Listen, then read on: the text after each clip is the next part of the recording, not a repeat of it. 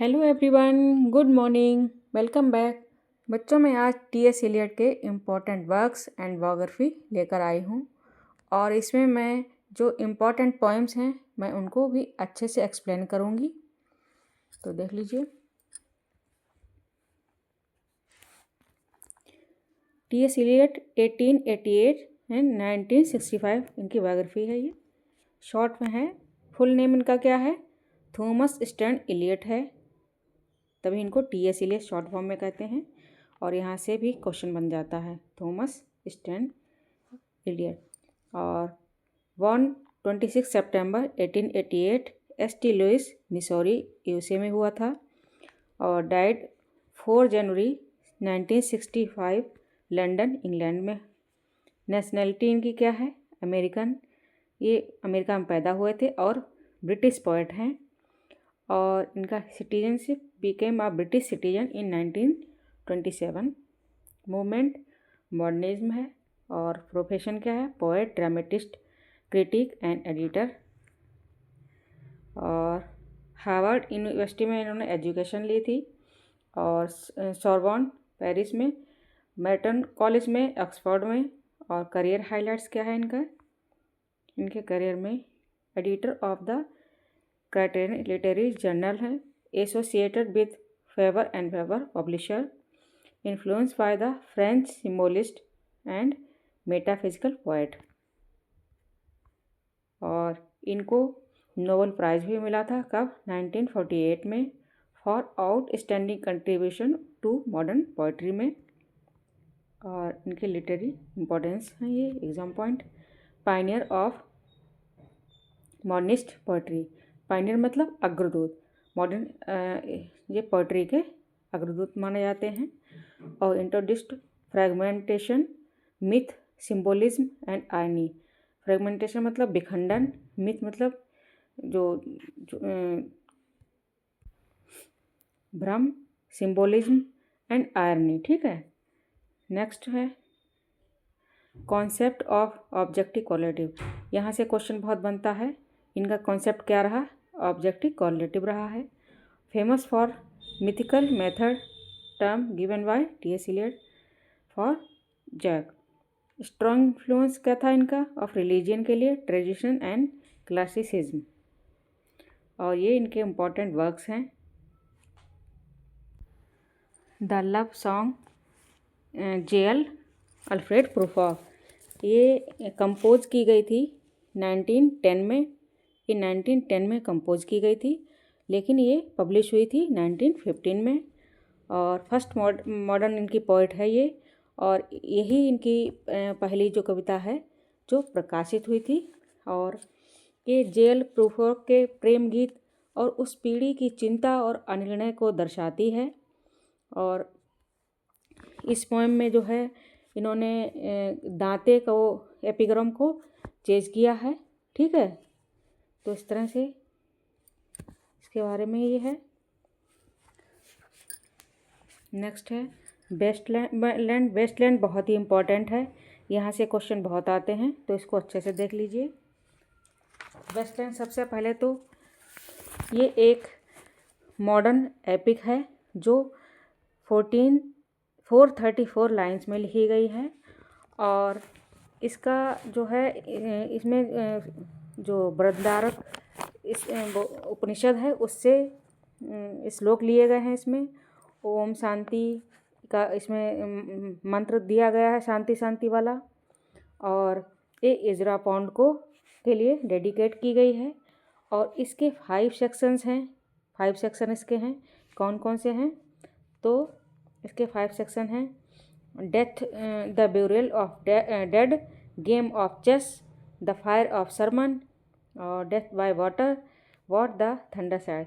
तो इसको ऐसे इसके लर्न करते हैं, जो मैंने तो ऐसे याद किए थे शॉर्टकट में से B C F W T, इस तरह हो गया प्यूरियल और चेस।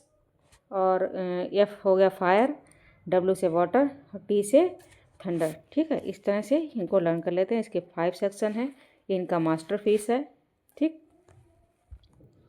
मिनिमम पॉइंट यही हैं इनके, फ्री वर्स में लिखा भी गया है ये।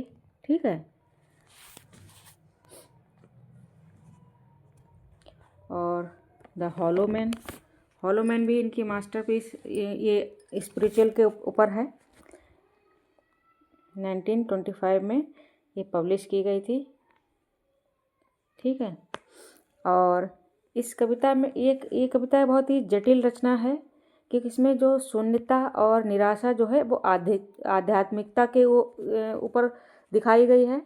और इन्होंने यहाँ पर शून्यता जैसे विषयों की पड़ताल की है। और इलियट ने जो फर्स्ट वर्ल्ड वॉर था उसके बाद सामाजिक और संस्कृति के बारे में जो बहुत ही उथल पुथल मची हुई थी, उसी टाइम इस कविता को लिखा था, जिसमें इन्होंने विखंडन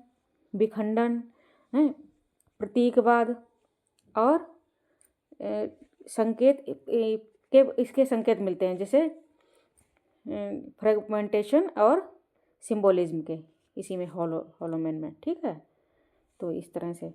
और ये है एस वेडनेसडे 1930 में।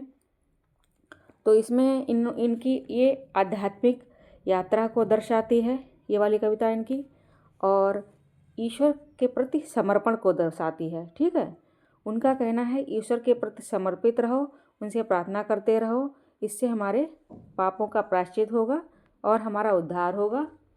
वो स्वीकार भी करते हैं कि हमारी शांति और शक्ति इसी में है, उनकी इच्छा में, ईश्वर की इच्छा में है। इस तरह से ये आध्यात्मिक जागरूकता को दर्शाती है। ठीक, और 4 क्वार्टर्स है, ये 4 क्वार्टर्स है, ये 1943 में, ये 4 सेट का एक पोएम है। ठीक है, ये पोएम, इसमें 4 सेट हैं और 4 सेट में 5 सेक्शन हैं, इसके 5 सेक्शन हैं रिलीजन के। ठीक है, रिलीजियस हैं ये भी रिलीजियस है, 5 सेक्शन। और इसमें क्या क्या दिया है, और ये स्टोरी गीता से ली गई है। और इसमें टाइम एक्सपीरियंस और परगेशन एवं प्रेयर के बारे में इन्होंने एक्सप्लेन किया है। ठीक है,